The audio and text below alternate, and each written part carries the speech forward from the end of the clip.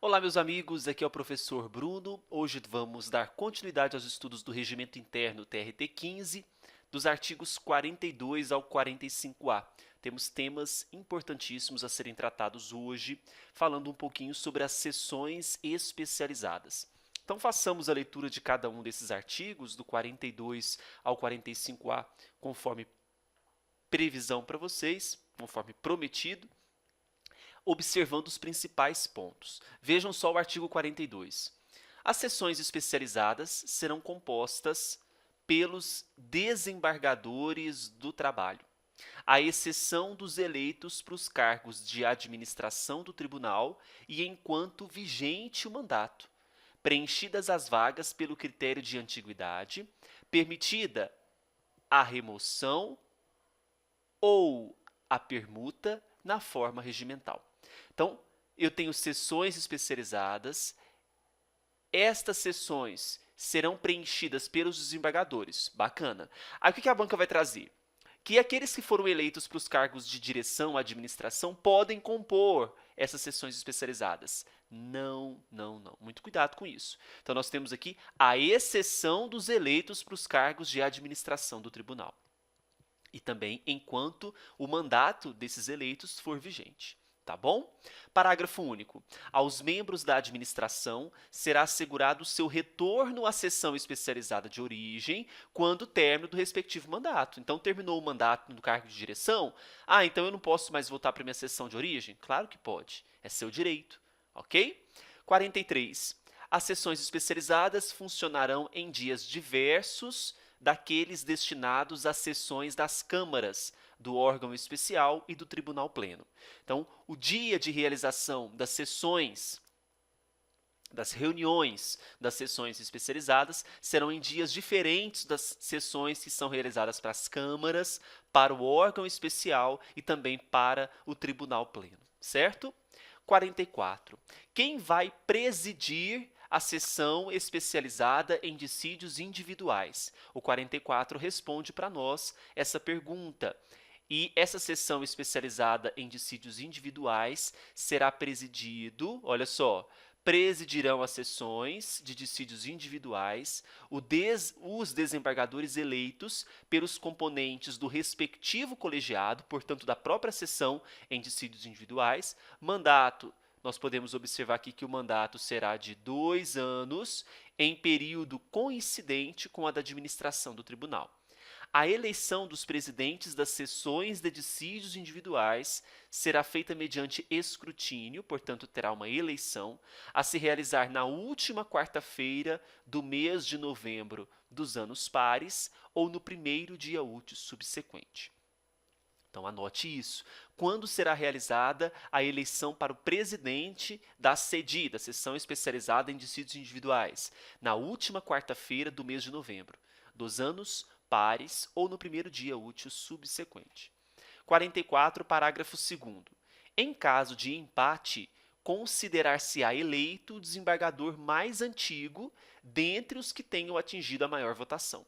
Então, a antiguidade também ela é relevante para desempatar aqui na eleição do presidente da SEDI. Parágrafo 3º. O presidente eleito tomará posse no primeiro dia útil seguinte à data de posse prevista para a administração, sendo substituído nas suas ausências pelo critério de antiguidade. Isso aqui é interessante. Então, não é no mesmo dia que toma posse o presidente da SEDI, não é no mesmo dia dos que tomarão posse no cargo de administração, de direção, e sim no primeiro dia útil subsequente, no primeiro dia útil seguinte à data de posse prevista para a administração. Agora, já que nós temos um presidente para SEDI, quais são as suas competências? Bom, o 45 traz para a gente essas competências. Por exemplo, compete ao presidente de cada seção especializada 1. Dirigir, ordenar e presidir as sessões da seção especializada, propondo e submetendo as questões a julgamento. Ele é o presidente, é claro que ele dirige, ordena e preside. 2. Votar, salvo no caso de presidente da seção de dissídios coletivos, que votará apenas para desempatar. assim como apurar os votos emitidos e proclamar as decisões. Só para a gente ter uma ciência, nós estamos falando aqui de presidente de cada seção especializada. Não estou falando só do presidente da seção especializada em dissídios individuais, para ficar claro para vocês. Contempla também dissídios coletivos. Por isso que o inciso 2 fala que o presidente da seção especializada vota? Vota, exceto no presidente da seção de dissídios coletivos, que ele vota só para desempatar. 3. Despachar as petições nos processos ainda vinculados administrativamente à seção, nos quais já tenha sido lavrado e assinado o acórdão pelo relator. Palavra-chave do inciso 3, despachar petições. 4. Convocar sessões ordinárias e extraordinárias, designando o dia e hora de sua realização. Convocar sessão ordinária e extraordinária. Coloca uma setinha. Convocar sessão, faz uma setinha ordinária e a outra extraordinária. 5. Manter a ordem e o decoro nas sessões. São as palavrinhas-chave. Podendo mandar retirar os que perturbem e ordenar a prisão dos desobedientes, sem prejuízo de demais sanções cabíveis. 6. Requisitar às autoridades competentes a força necessária sempre que, nas sessões, houver perturbação da ordem ou fundado temor de sua ocorrência.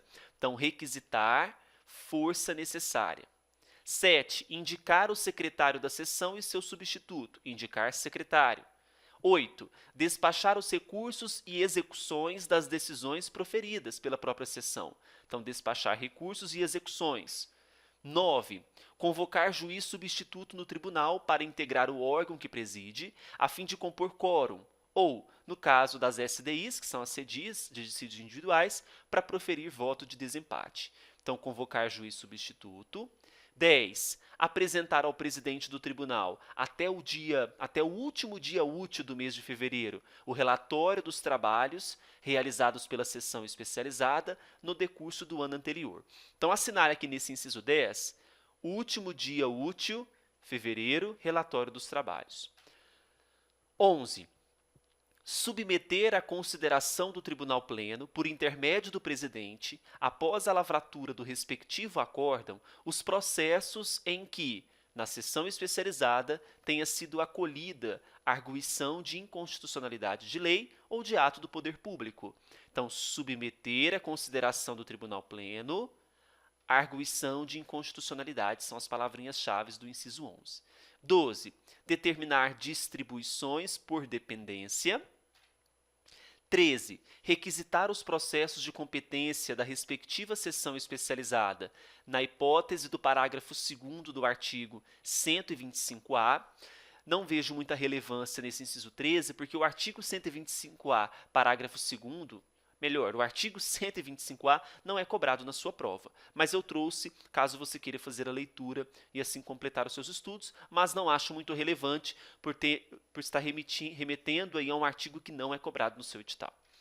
E o 45-A compete às sessões especializadas julgar as exceções de suspeição e impedimento opostas pelas partes contra os juízes de primeiro grau em processos de sua competência recursal, aplicando-se no que couber as disposições do 54, inciso 20. Como o 54, inciso 20 cai, eu trouxe para a gente fazer a leitura. Compete a cada Câmara julgar as exceções de suspeição ou impedimento opostas pelas partes contra magistrados. Então, aqui nós temos uma competência da Câmara, mas cabe às sessões também julgarem essas exceções de suspeição e impedimento como se fosse uma matéria residual, porque nós temos uma competência da Câmara também, ok? A gente fecha, portanto, então, os artigos até o 45A. No nosso curso de 80 questões comentadas e inéditas do Regimento Interno TRT 15, nós já estamos chegando à aula 7, né? Na próxima segunda, entregaremos a nossa penúltima aula. Então, você que adquire o curso hoje já tem acesso a 6 aulas completas para treinar toda a parte a ser cobrada na sua prova. Tudo bem, pessoal? Desejo a todos bons estudos. A gente volta amanhã, na quarta-feira, trazendo para vocês mais artigos do Regimento Interno. Nós já estamos partindo para a reta final do TRT 15, Regimento Interno. Veja que nós trabalharemos com todos os artigos gratuitamente para você. passe no site e adquira já o curso de questões. Tchau, tchau.